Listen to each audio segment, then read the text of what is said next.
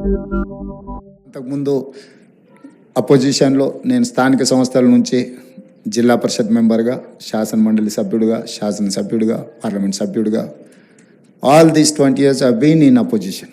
చాలా సందర్భాల్లో అధికారులతో నేను కలవడం కానీ, మాట్లాడడం కానీ, సమస్యల్ని ప్రస్తావించడం కానీ, సమస్యలను వాళ్ళ దృష్టికి తీసుకెళ్ళే ఒక అనుభవం అయితే ఈ 14-15 నెలలు head of the state chief మినిస్టర్గా సివిల్ సర్వెంట్ అధికారుల నుంచి కింది అధికారుల వరకు చూస్తున్నప్పుడు గతంలో అధికారులు చాలామంది సరే 10-15% హియర్ అండ్ దేర్ ఉంటారు. 70-80% అధికారులు రాజకీయ నాయకులు ఏదైనా అంశాలు ప్రస్తావించినప్పుడు అందులో ఉండే లోతుపాతులు, లేకపోతే అది చేయడం వల్ల జరిగే నష్టాన్ని, లేకపోతే చట్టవిరుద్ధంగా రేపు ఏ విధంగా సమస్య అవుతుందో వివరించేవాళ్ళు.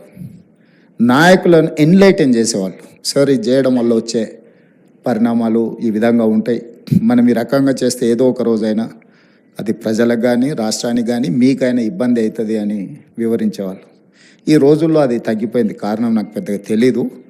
పొలిటికల్ ఎగ్జిక్యూటివ్ అనే వాళ్ళకు వచ్చిన వాళ్ళను సంతోష పెట్టాలను, లేకపోతే తనకు తాను సంతోషపడాలను కొన్ని ఆదేశాలు ఇస్తుంటాడు. వాటిని విశ్లేషించాల్సిన బాధ్యత అధికారులదని నేను బలంగా నమ్ముతున్నాను.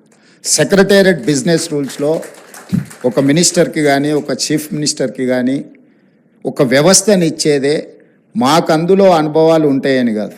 మాకు వచ్చే శాఖకి మాకున్న అనుభవానికి సంబంధం లేకపోవచ్చు. ఇంజనీరింగ్ బ్యాక్గ్రౌండ్ ఉండేవాడికి మెడికల్ అండ్ హెల్త్ ఇవ్వచ్చు, లేకపోతే ఏం చదువుకోని వాళ్ళకు విద్యాశాఖ కూడా ఇవ్వచ్చు, బాగా చదువుకున్న వాళ్ళకు లేబర్ డిపార్ట్మెంట్ ఇవ్వచ్చు. పొలిటికల్ ఎగ్జిక్యూటివ్కి ఇచ్చే జాబ్కి వాళ్ళు చదువుకున్న బ్యాక్గ్రౌండ్కి ఏం సంబంధం ఉండదు, లేదా వాళ్ళు వచ్చిన నేపథ్యానికి కూడా ఏం సంబంధం ఉండదు. అందుకే మాకు అవగాహన కల్పించడానికి, నిర్ణయాలు చేయడానికి, హెల్ప్ ఇన్ హ్యాండ్ ఉండడానికే సెక్రటేరియట్ బిజినెస్ రూల్స్ ప్రకారం మాకు అధికారులు అని ఇస్తారు. ఆ అధికారులు ఏ ఫైల్ వచ్చినా ఫైల్ నోట్ ప్రిపేర్ చేయడమే కాకుండా మాకు వివరించాలి. కానీ ఇవాళ రేపు అదేం లేదు. మేము ఒక తప్పు చేయమంటే ఒకటెందుకు సార్ 3 చేద్దాం, ఒకేసారి బలంగా ఉంటుంది, మళ్ళీ ఎందుకు, మళ్ళీ రేపు కొత్తగా 3 చేయొచ్చు అన్నట్టుగా నేను అధికారులను చూస్తున్నా. ఇది సమాజానికి మంచిది కాదు. ఈ సమాజాన్ని 77 సంవత్సరాలు దాదాపుగా మనం చూస్తూ వస్తున్నాము. ఎంతోమంది బ్యూరోక్రాట్స్, సివిల్ సర్వెంట్స్ వాళ్ళ లైఫ్లన్నీ సాక్రిఫైస్ చేసి, కుటుంబాల యొక్క యోగక్షేమాలు కూడా వదిలేసి దేశానికి సేవలు అందించింది కాబట్టి దేశం ఇంత బలపడ్డది, ఆర్థికంగా నిలదొక్కున్నది. ఇది జస్ట్ లైక్ దట్ ఇవన్నీ జరిగినవి కాదు. కానీ వాళ్ళు వస్తున్న వాళ్ళు పొలిటీషియన్స్ని అనే కాదు, సమాజంలో ఉండే రాంగ్ ప్రెసిడెంట్స్ని అన్నిటిని కూడా రోల్ మోడల్గా తీసుకుంటున్నట్టు అనిపిస్తుంది. ఈ మధ్యకాలంలో కొత్తగా సెలెక్ట్ అయిన ఐఏఎస్ ఐపీఎస్లు నేను చూస్తున్నాను. ట్రైనింగ్లోనే ఉన్నప్పుడు పోలీస్ స్టేషన్లకి వెళ్ళి డ్రెస్ వేసుకొని కూర్చొని సివిల్ పంచాయతీలు తెంచడానికి ప్రయత్నం చేస్తున్నారు, which is unfortunate. I'm sorry to say. నేను ఎందుకు ఈ వేదిక మీద పంచుకుంటున్నా అంటే కొద్ది మందిలో అయినా ఇది మార్పు రావాలి, ఆదర్శంగా ఉన్న వాళ్ళ గురించి చర్చ జరగాలి.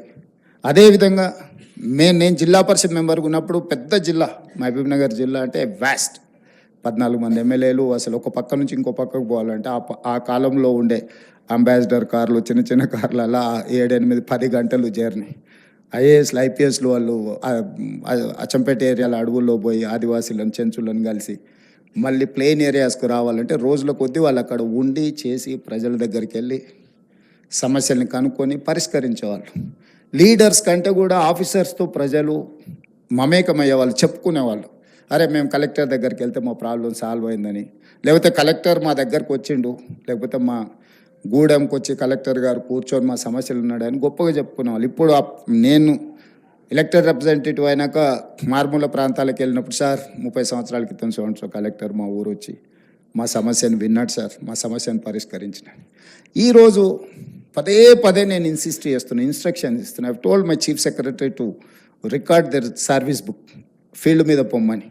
అసలు ఏసీ రూముల్లో నుంచి బయటకు వెళ్ళడానికి హెసిటేట్ చేస్తున్నారు ఆఫీసర్లు. మరి నాకు తెలియదు, మరి ఏసీ అనేది ఏమన్నా జబ్బేమో.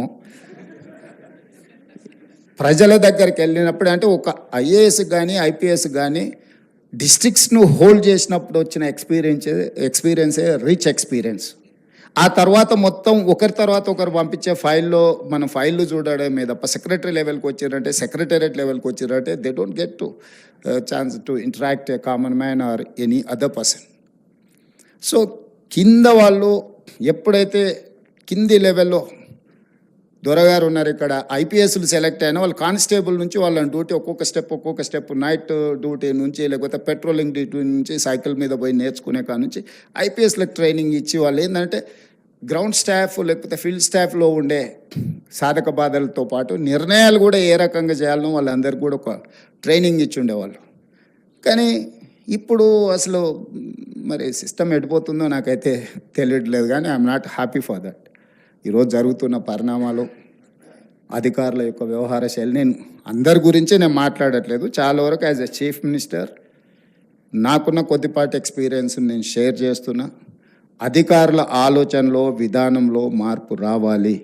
నిబద్ధత కలిగిన అధికారికి తప్పకుండా గుర్తింపు ఉంటుంది. రాగానే పోస్టింగ్ రాకపోవచ్చు, కానీ రాష్ట్రానికో ప్రజలకో ఏమన్నా చేయాలి అని నాయకుడు అనుకున్నప్పుడు ఖచ్చితంగా నిబద్ధత అధికారి ఎక్కడున్నాడో ఎతికి మరీ పోస్టింగ్ ఇస్తాం. ఎందుకంటే మేము పర్ఫామ్ చేయాలంటే మేము డైరెక్ట్గా పర్ఫామ్ చేయడానికి ఏమి ఉండదు. My officer has to perform, then only I can say something. నేను ఏమైనా పాలసీ డెసిషన్ చేయగలం యాజ్ ఎ పొలిటికల్ ఎగ్జిక్యూటివ్, కానీ ఇంప్లిమెంట్ చేయాల్సిన వ్యవస్థ మొత్తం ఎగ్జిక్యూటివ్ ఆఫీసర్స్దే. వాళ్ళే మమ్మల్ని ఎన్లైటన్ చేయాల్సింది, మాకు అవగాహన కల్పించాల్సింది, అన్ని సబ్జెక్టులలో ఏ సబ్జెక్టులో ఏముంటుంది, ఏం చేస్తే ఏమవుద్దని అవగాహన కల్పించాల్సింది అధికారులదే బాధ్యత. అలా చెయ్యాలనే అధికారులను కోరుకుంటూ గోపాలకృష్ణ నాయుడు గారు లాంటి సీనియర్, దాదాపుగా first prime minister to present prime minister వరకు వారి అనుభవాలు ఇతర అధికారులు నేర్చుకోవాల్సిన అవసరం ఉన్నది. అప్పుడప్పుడు